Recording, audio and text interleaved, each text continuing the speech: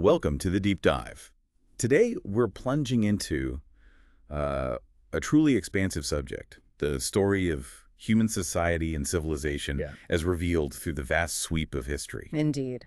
And we've got, well, a really rich collection of material here. It spans an immense timeline, from the very beginnings of life on Earth right up to the immediate aftermath of the First World War. Exactly. I mean, think about it. Eons of geological change, the emergence of our earliest ancestors, empires rising and falling. It's just a breathtaking scope. So our mission in this deep dive is really to pull out the key insights from this huge narrative. We want to get a handle on the major forces that have shaped human societies. How we've evolved, how we've interacted. Right.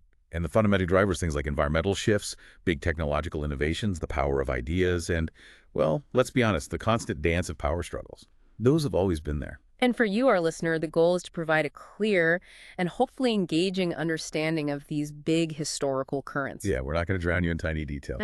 No, definitely not. It's more about finding those vital nuggets that really illuminate how human civilization got to where it is. Okay, so let's get started right from the very beginning. Our sources kick off way back with the early world.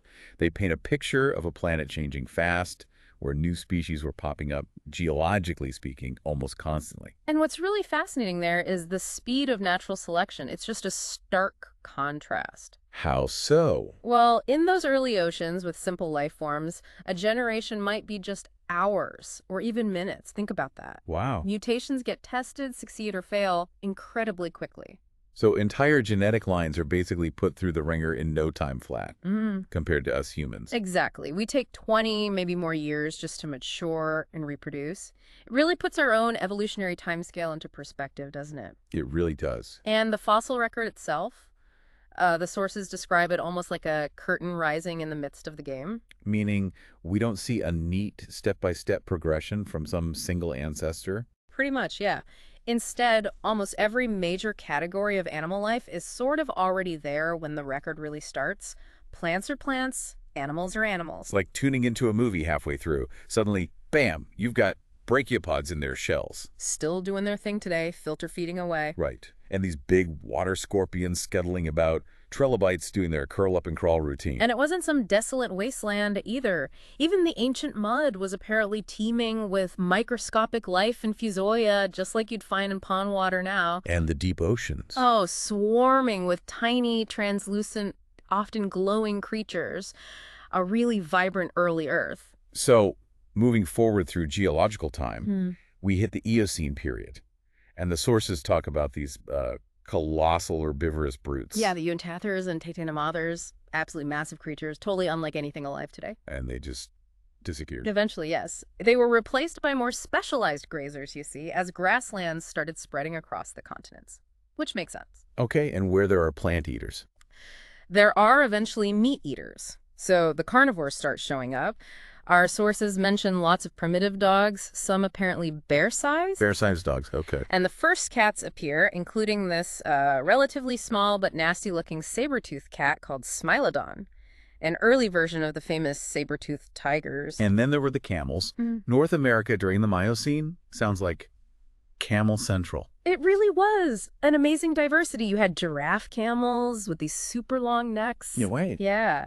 And gazelle camels, llamas, true camels all roaming around. It's like a prehistoric camel family reunion. Yeah. And North America was connected to Asia back then. Seems so much more easily than now. It wasn't until the Ice Age glaciers came along and the Bering Strait formed that the camels got separated. Oh, okay. So the true camels ended up migrating to the Old World, Asia, and Africa, while the ancestors of llamas went south into the New World. That's a great example of geography just completely changing the evolutionary path. It's definitely a major split. Okay, so jumping forward quite a bit now, we get to early humans. The sources bring up the Heidelberg subman, or Homo heidelbergensis. This is from the second interglacial period, maybe 200,000 to 250,000 years ago. And the main piece of evidence is a jawbone found near Heidelberg, Germany. Okay, let's focus on that jawbone. It's hominin, clearly, but the sources say it doesn't have a prominent chin. Correct. No real chin projection like we have. It's also more massive, more robust than a modern human jaw. And the thinking is this might have affected speech. Potentially, yes. The structure might have restricted how the tongue could move, which could impact the ability to form, fully articulate sounds like we do. So not quite us, but definitely on our branch of the family tree. Where does Heidelbergensis fit in the grand scheme? Ancestor, cousin. Well, the current thinking leans towards Heidelbergensis being a likely direct ancestor to both Neanderthals and us, Homo sapiens. It's sort of a crucial branching point, showing a mix of older and newer features. Got it. And the world they lived in, what was that like? Some familiar animals were around: elephants, horses, rhinos, bison, moose. But interestingly, the saber-toothed tiger was on its way out, while lions were actually spreading across Europe. And their tools. The sources mention the Chilean period. What was special about those tools? Chilean tools, mostly hand axes, were a big step up because they were bifacial. Meaning worked on both sides. Exactly. That creates a sharper, more versatile edge. Yeah. Much better for butchering animals or working wood compared to the simpler, older tools that were often just sharpened on one side. They were well made, but still quite large and heavy. Makes you picture the Heidelberg man. Maybe quite strong, big forearms. The sources speculate. Maybe even hairy. It's speculation, of course, but yeah, likely quite different from us. Okay, next stage. The Neanderthals, around 50,000 years ago. Roughly, yes. And the animals on the European plains really shifted with the climate. When it was warmer, you had hippos, rhinos, mammoths, elephants. Wow, hippos in Europe. Yeah, but then, as it got colder, those species retreated south, and you get the woolly mammoth, woolly rhino, muskox, bison, aurochs, reindeer taking over. Animals adapted to the cold. The Ice Age really forced adaptation, didn't it? Absolutely. And the Neanderthals had to adapt, too. They started using caves and rock shelters much more consistently. We find more evidence of them there. And they definitely had fire by then. Oh, yes. Fire was crucial for surviving those cold periods. Interestingly, those even earlier submen, whoever they were, seemed to vanish completely around the peak of the Fourth Glacial Age. Maybe they just couldn't cope. And what about the art from this later period, the late Paleolithic? The reindeer men. It's fascinating what they focused on, almost entirely animals and other humans. No landscapes, no sun or moon. Nope. It suggests a very immediate focus, on the things that directly affected their survival. The animals they hunted, other people. The sources point out there aren't really clear religious or mystical symbols in their art. Like a very practical worldview. Perhaps. The sources compare it to a child's view taking the sun, moon, trees for granted, like a kid takes their meals or the stairs for granted. Maybe not much room for abstract thought in their art, just the here and now. That's an interesting way to put it. Very focused on the tangible. Yeah. And then there's the burial of the dead. Both Neanderthals and the later reindeer men did this. Which is often taken as proof of belief in an afterlife, right? Mm-hmm. Especially if they buried them with tools or food. That's one interpretation, yes. But our sources offer another angle. Maybe it wasn't a firm belief in an afterlife, but more like uncertainty that the person was really gone, a kind of doubt about death's finality, maybe fueled by dreams they had of the deceased. Huh. That is a different take. Doubt versus belief. Like maybe death was just seen as another state of being. Possibly. It's hard to know for sure, obviously. And as for the reindeer man's speech, the guess is it was probably functional, good enough for direct communication, simple stories maybe. But maybe not for complex, abstract ideas. Probably not, yeah. And their social life. Seems like small family groups were the norm, mostly dictated by the need to follow food sources. But they likely had seasonal gatherings. For what? Trade? Feasts? All of the above, probably. And finding marriage partners outside their immediate group. The sources draw a parallel with groups like the Labrador Indians following caribou herds. So these gatherings were important for exchange. Exchange of goods, maybe some practical information, sure. But the sources doubt there was much deep philosophical discussion happening. Life was just too focused on immediate survival. Okay, moving forward again, we hit the Neolithic Revolution. And the sources talk about this widespread coastal culture. Yeah, linked to the brunette Mediterranean race, apparently showing up with very similar tools and ways of life across huge distances. India, Southeast Asia, China's coast. Even across the Pacific to the Americas. That's the suggestion. It points to some really early extensive connections along coastlines. Didn't seem to penetrate far inland initially, though. Fascinating. And then as societies get more complex, we see language families emerging, like the Hamitic group. Right, a big, diverse group. Some linguists even think it's fundamentally linked to the Semitic languages, though that's debated. Examples of Hamitic languages. Ancient Egyptian and its later form, Coptic, the Berber languages across North Africa, and the Ethiopic group, like Gala and Somali languages. And the geography suggests maybe Hamitic speakers started west of the Red Sea and Semitic speakers east of it. That's one hypothesis, yeah. Especially thinking back to the Pleistocene when the Red Sea might have been a more significant barrier. This separation could explain some early differences before contact increased again later. Okay, so this leads us towards the first big civilizations. Egypt comes up prominently. And the sources immediately highlight the sheer scale and maybe the cost of those early Egyptian monuments, the pyramids, the massive tombs. Built when engineering was still pretty basic. Exactly. The argument is that building these things, reign after reign, might have actually exhausted the country's resources, leaving it vulnerable. And Egypt's internal history wasn't always smooth sailing either. Not at all. The period from the 4th to the 15th dynasty saw lots of conflict, rival cities, religious factions fighting, times when Egypt broke up into smaller kingdoms before being reunified. And there was that Pharaoh Pepi II, who supposedly reigned for 90 years. Yeah, an incredible length of time, if true. Left behind a lot of inscriptions.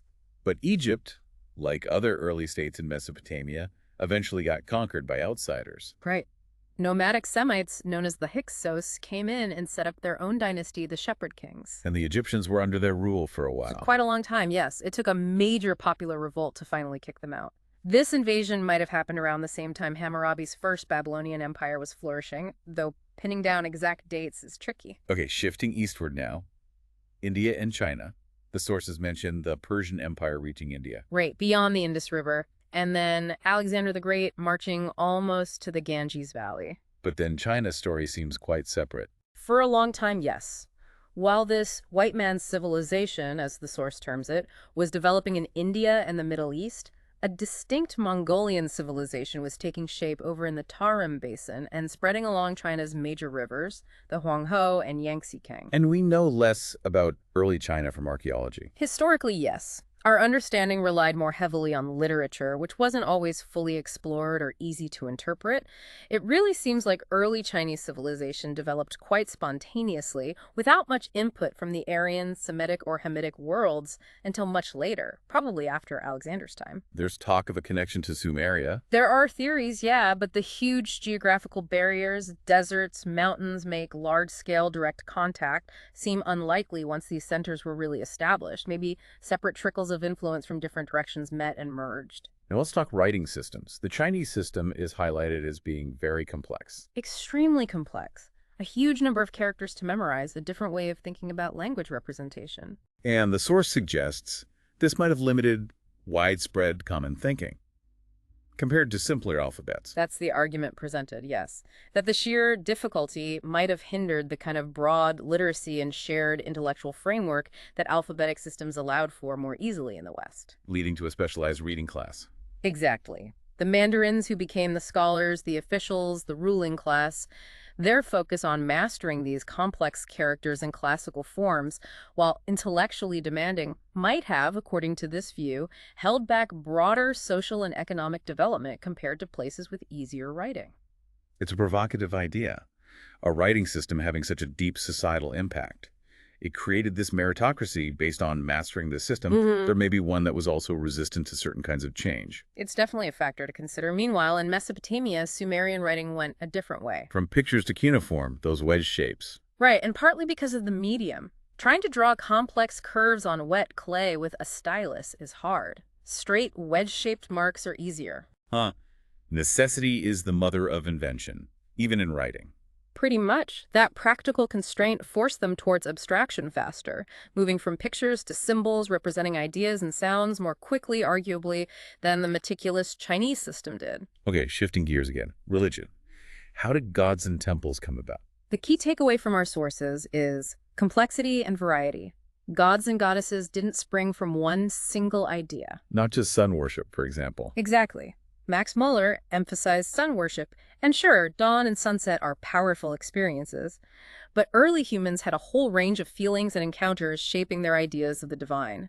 Fear, power, dreams, weird coincidences. So you get all sorts of deities. All sorts. Sun gods, yes, but also hippo gods, hawk gods, cow goddesses, weird monsters, terrifying figures, even just impressive rocks that fell from the sky. Like meteorites. Could be. And some gods, like Marduk in Babylon or Baal, might have started as legendary human figures, the kind of super beings kids invent. And settled people tended to give their gods wives, unlike nomadic gods. That's an observation made in the sources, yeah. An interesting cultural difference. And meanwhile, Egyptian priests were getting quite good at astronomy very early on. Mapping stars, the zodiac. By 3000 BC, they had the zodiac divided into 12 signs. It shows there was real intellectual work happening in those temples. Which leads to the role of priests. The sources argue against seeing them just as frauds. Right. For a very long time, they were pretty much the only literate class, the only scholars, the only thinkers. They were the original professionals, the keepers of knowledge. Temples weren't just for prayer. No, they were observatories, libraries, clinics, museums, even treasure vaults. Early historians like Herodotus got a lot of their information from priests. And people generally trusted them. The evidence suggests, yes, in those early stages, there was generally trust and respect, not a sense of being exploited. Like Assurbanipal, the Assyrian king. A great example. He got a scholarly Babylonian education, not a military one, and his library of clay tablets is a goldmine for historians today. And he was still a capable ruler. Okay, what about early economies? Social structures in places like Babylonia. As empires expanded beyond the farmland, you get these nomadic Semitic herdsmen, the Bedouin, becoming more prominent. And often, they were actually held in higher regard than the farmers. Interesting. And early merchants. Often ship owners or nomads trading between different settled areas. In the Babylonian and Assyrian world, the Semitic Arameans were key traders, forming their own communities within cities. And this is when we see things like lending money at interest, usury, starting. Yes, and even early banking houses. The source mentions the Babylonian house of Ijibi, which apparently lasted for generations, handling finances. Now, turning to Judaism, the sources mention the Philistines being absorbed. Yeah, after being subjugated by Egypt's Shishak, they gradually assimilated into the Semitic world around them, losing their original language. And the view on King Solomon is critical. Somewhat, yes. The suggestion is that the original stories about Solomon, which probably included his flaws and the kingdom splitting after him, were later, embellished. Exaggerating his wealth and wisdom. Right. Idealized versions add later.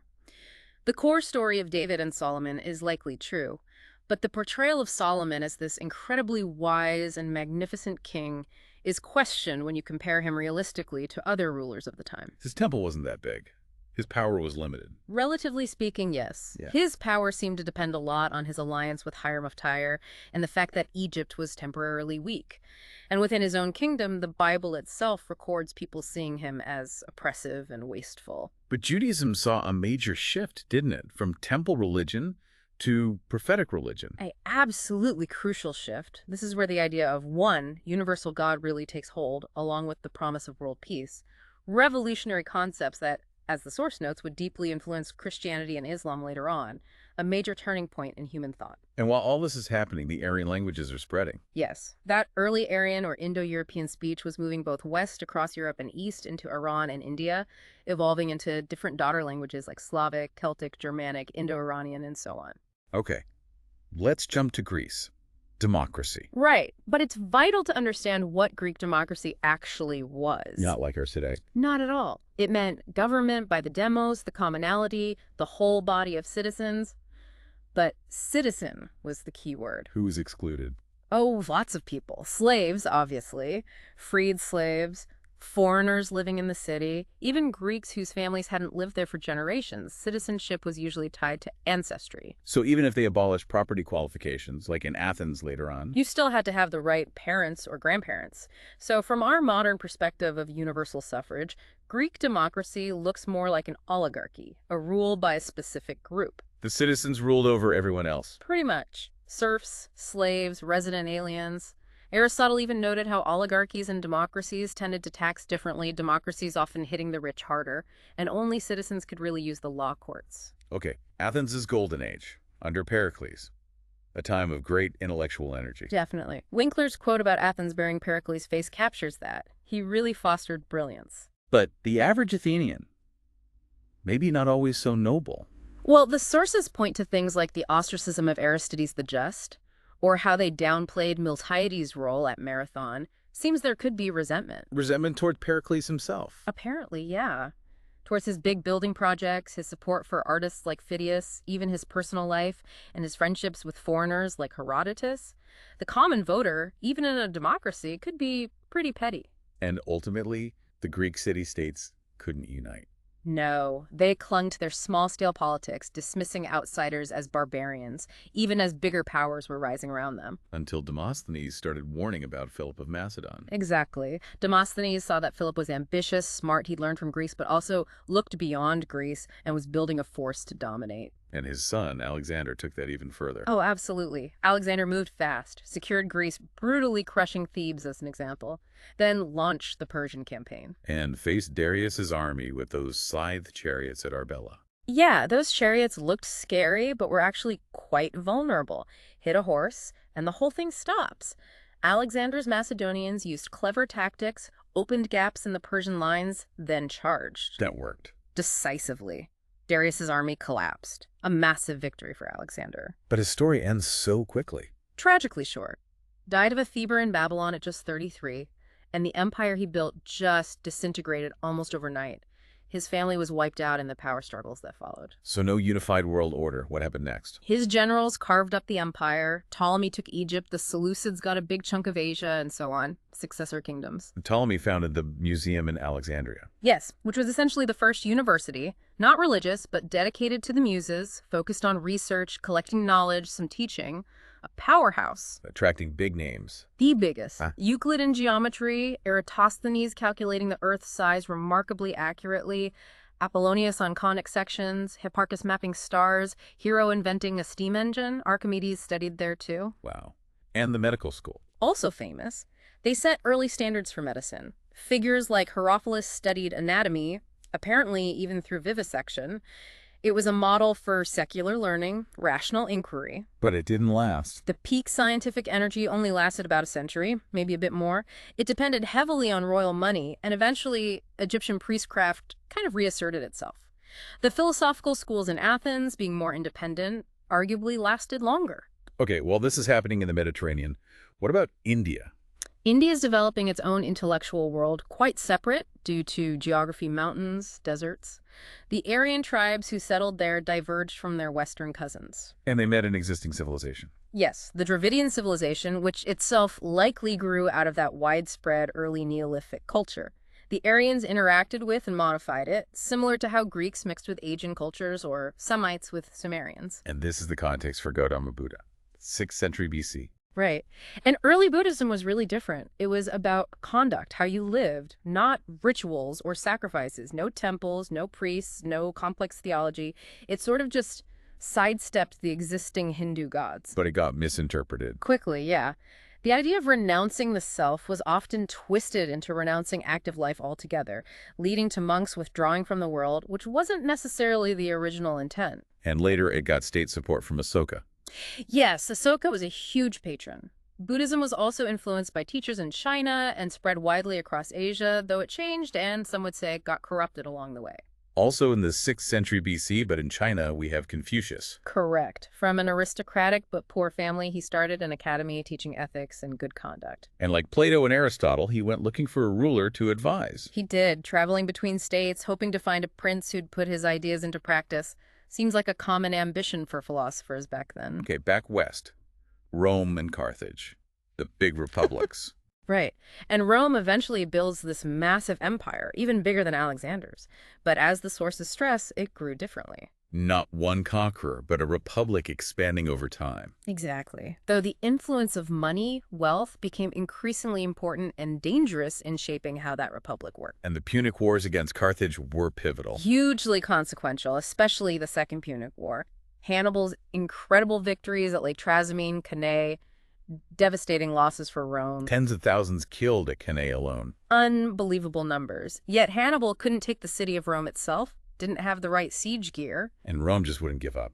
Their resilience was amazing. They refused to negotiate, besieged cities like Capua and Syracuse that had defected, even with Archimedes inventing brilliant defenses for Syracuse. Right, holding them off for ages. They eventually took them back, cutting off Hannibal's support. Rome won, but the wars fundamentally changed the Republic. How so? They undermined traditional Roman values, led to the rise of super-wealthy men, Huge estates worked by slaves replacing small farmers. Liberty eroded. Even Scipio Africanus, the hero who beat Hannibal, clashed with the Senate's power. And the Roman Republic lacked things we take for granted. Absolutely. No newspapers, very limited use of elected representatives for governing large areas, no real system for mass political education. Though the plebeians understood knowledge was power, like demanding the 12 tables. They did grasp that connection early on, yes. But widespread literacy just wasn't feasible then. Okay, fast forward to the Roman Empire. Marcus Aurelius gets mentioned. As a high point, yeah. A period of decent government, plus his Stoic philosophy and the Meditations is still read today. But after him? Things went downhill with his son Commodus. That marked the end of that stable period, leading into a century of chaos, weak emperors, and increasing pressure on the frontiers from barbarian groups. There were some strong emperors in that period, though. A few, yeah. Septimius Severus, Aurelian, Probus managed to hold things together for a bit. But events like Emperor Decius being killed in battle or Emperor Valerian being captured by the Persians showed the system was becoming insecure. Definitely. And under the empire, serious political and social thinking just sort of withered. Why? Discussing politics could be seen as treason. Questioning the social or economic system was a threat to the rich and powerful. So Rome never really developed the intellectual tools or shared ideas needed to hold such a vast, diverse empire together long term. The army filled up with non-Romans. Increasingly, yes. And the wealthy Romans started just paying barbarian groups to defend the borders instead of serving themselves. Were there any efforts at education? Some limited attempts by various emperors like Caesar, Vespasian, Antoninus Pius, and some local initiatives, but no real broad intellectual progress. Even the golden age of literature under Augustus was pretty short.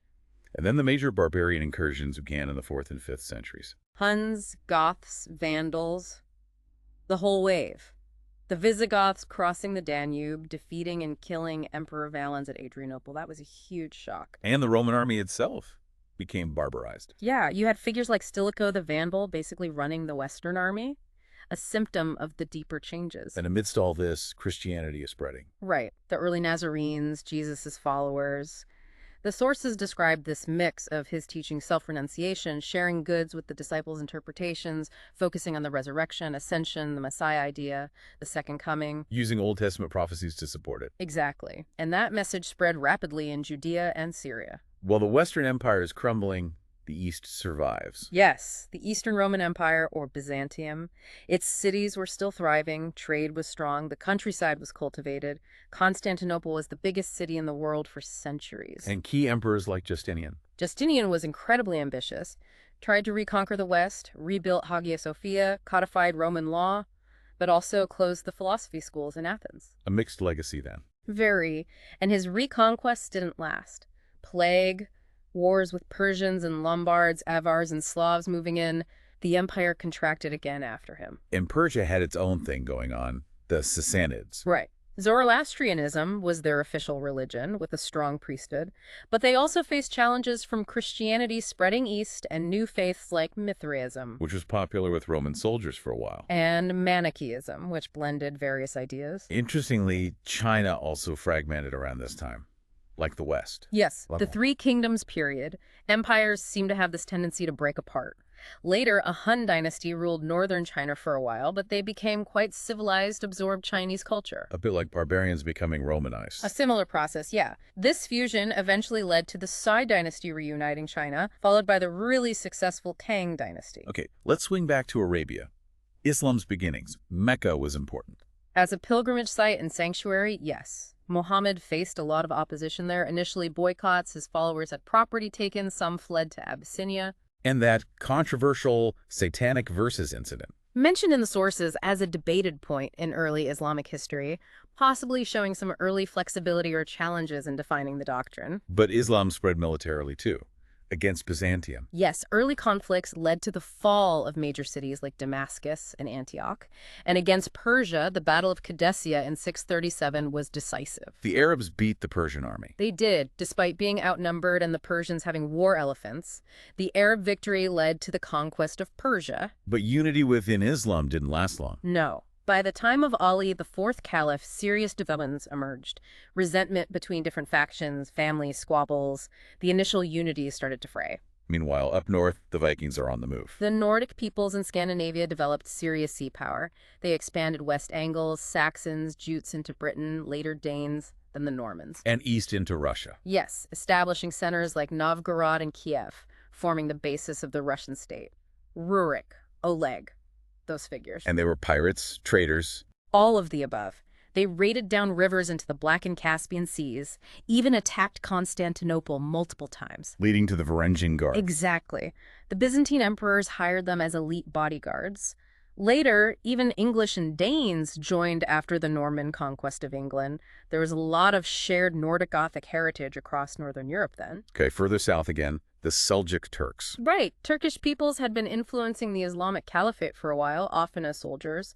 But in the 11th century, the Seljuks, who were Sunnis, conquered much of the fragmented Muslim world, taking political power in Baghdad. And they pushed against Byzantium. Yes, conquered Armenia, moved into Asia Minor.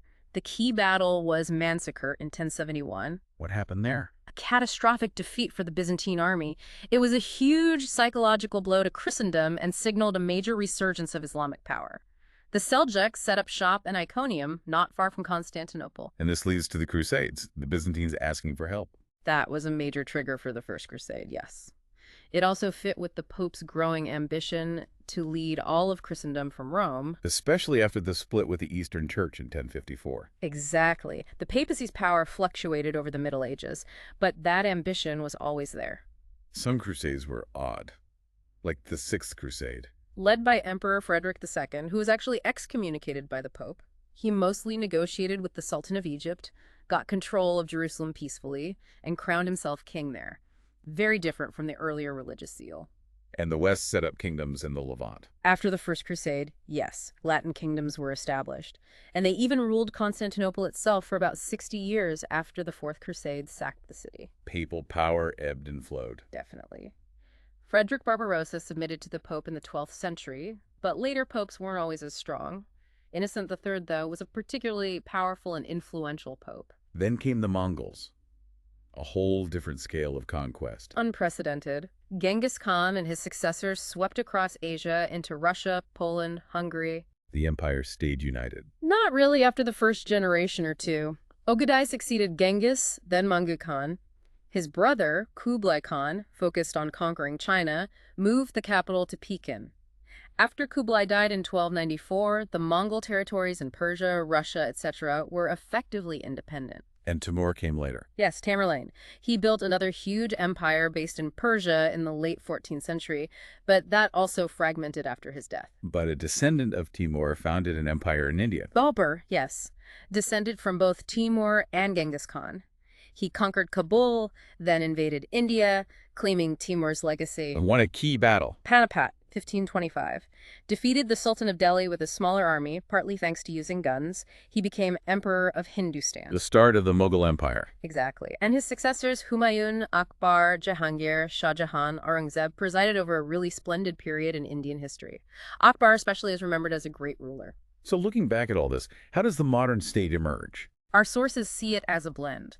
You have the settled civilizations, focused on worship, obedience, hierarchy. Then you have the nomadic peoples, emphasizing self-reliance, collective will. And history is a rhythm of nomads conquering settled peoples. Often, yes. Nomads conquer, become civilized, maybe decadent, then a fresh wave of nomads arrives. The modern state, according to this view, is the result of these tendencies eventually blending together.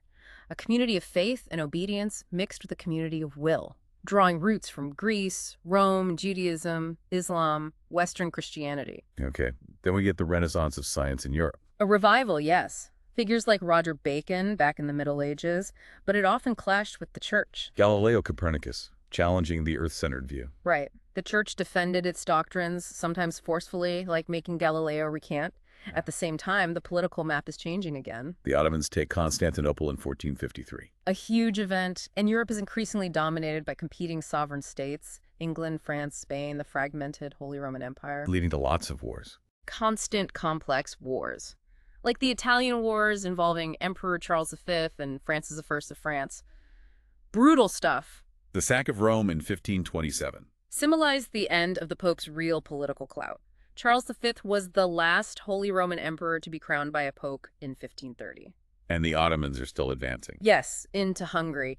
Defeated the Hungarian king, took Budapest, even besieged Vienna under Suleiman the Magnificent. A major threat. And internally, the Reformation is tearing the Holy Roman Empire apart. The Schmalkaldic League of Protestant princes fighting Emperor Charles V, decades of religious conflict in Germany. The whole period feels like, as the source puts it, a sanguinary bickering of princes. And Machiavelli is writing amidst all this. Exactly. The Prince reflects that reality politics based on personal ambition, statecraft seemingly diverse from morality. So knowledge is expanding, but political ideas are stuck. That's the argument. Science is advancing, ideas of social justice are stirring, but relations between states or between rulers and ruled seem almost backward-looking, regressing towards personal monarchy. The old idea of the church as a universal unifier was gone. The dream of a new Roman Empire failed with Charles V. Okay, let's focus on England. The Civil War. Growing tension between the Stuart kings, James VI, and Charles I, and Parliament, mostly over power and money. Parliament pushes back. The Long Parliament really took charge, impeached the Archbishop, issued the Grand Remonstrance listing grievances, passed laws requiring Parliament to meet regularly, went after the King's chief minister, Strafford. And the king tried to arrest his opponents. Tried to seize key members of Parliament in London, but failed. The city rallied behind Parliament, and the Civil War began. Leading to Cromwell. Yes, Oliver Cromwell and his new model army eventually defeated the Royalists. Charles I was executed in 1649. Then the Commonwealth, the Protectorate under Cromwell. Followed by the restoration of the monarchy with Charles II, but then the Glorious Revolution in 1688, which really cemented Parliament's power and created a constitutional monarchy. So Parliament eventually wins out. Pretty much. Yeah. The 17th and 18th centuries saw this ongoing struggle, crown versus landowners versus common people. The landowners, a propertied class represented in Parliament, largely came out on top, creating what the source calls a crowned republic under the Hanoverians. Using the idea of representation, like Rome. Similar in principle, yes, though obviously evolving. The king became more ceremonial, although the crown always retained a certain latent power and prestige. And this competition in Europe spills overseas. The scramble for empire. Absolutely. Portugal, Spain, France, Britain, Holland, all competing for territories in the Americas, Africa, Asia. Unprecedented opportunities. But handled badly. Often, yes. Led to constant disputes, wars fought across the globe over these colonial possessions, a splendid legacy often squandered. Looking at the British colonies in North America, very diverse origins. Very. Different groups settled for different reasons, and the climate difference was huge. North versus South. Yeah. The North developed more around free white farmers, maybe more egalitarian initially. The South became dominated by plantation agriculture, especially tobacco, which led to slavery. Yes. Enslaved Africans were brought to Jamestown as early as 1620, and the institution grew massively in the South, creating a fundamentally different society and economy, and vastly different attitudes towards human bondage compared to the North. Okay, shifting to 18th century France. The Enlightenment. A huge intellectual ferment. Thinkers like Montesquieu analyzing government, challenging absolute monarchy. And the encyclopedists. Diderot. Yes, compiling knowledge, but also critiquing injustice, slavery, inequality, war, believing in social progress, though often quite hostile to religion across the board. And this feeds into the French Revolution. Definitely part of the background. Growing discontent leads to the Estates General being called, then the storming of the Bastille in 1789. The Declaration of the Rights of Man. A landmark document. But the revolution radicalized quickly. The Jacobins gained power, the king's palace was attacked. Louis VI executed in 1793. Yes. Followed by the Reign of Terror under the Jacobin Republic. A period of intense revolutionary enthusiasm, the Marseillaise, but also extreme violence. France had military success initially. It did, fueled by that revolutionary spirit. But declaring war on England was probably unwise given British sea power. And out of this chaos comes Napoleon. Rises through the army ranks. His campaigns in Italy really boosted his confidence and ambition. Admired the Romans. Dreamed of conquering the East. Apparently so. Read Plutarch. Though his actions, like carving up Venice, were pretty cynical. The Egyptian campaign didn't go so well. Interrupted by the British Navy, yeah. But he managed to get back to France and seize power as first consul. And then he really reorganized France. Massively. Centralized administration, reformed the laws, Napoleonic Code is still influential, and achieved military dominance over much of Europe. Eventually crowned himself emperor. But Britain resisted. Consistently. Wellington's campaigns in Spain and Portugal tied down French forces. Alliances kept shifting. Napoleon's relationship with Tsar Alexander of Russia soured. Prussia reformed its army after being beaten badly. Yes, after the defeat at Jena. Then came Napoleon's biggest mistake. Invading Russia in 1812. A disaster. The retreat from Moscow destroyed the Grand Army. That weakened him fatally. Leading to a big coalition against him. Yes. He was eventually defeated, finally at Waterloo in 1815. Then the Congress of Vienna tries to put everything back the way it was. Pretty much. Restore the old monarchies, redraw the map to create a balance of power, trying to turn back the clock. But the underlying tensions didn't go away. None at all. The 19th century saw continued struggles between ordinary people and the great power system, the Greek War of Independence. Which succeeded with help from Britain, France, and Russia. Right, though they ended up with a monarchy imposed on them. Then the big wave of revolutions across Europe in 1848. Mostly failed in the short term. Largely suppressed, yes. But the ideas lingered. Italy was eventually unified under Victor Emmanuel, with Garibaldi's help. And Germany unified under Prussia. Thanks to Bismarck's ruthless blood and iron policies and a series of calculated wars. Effective, but brutal.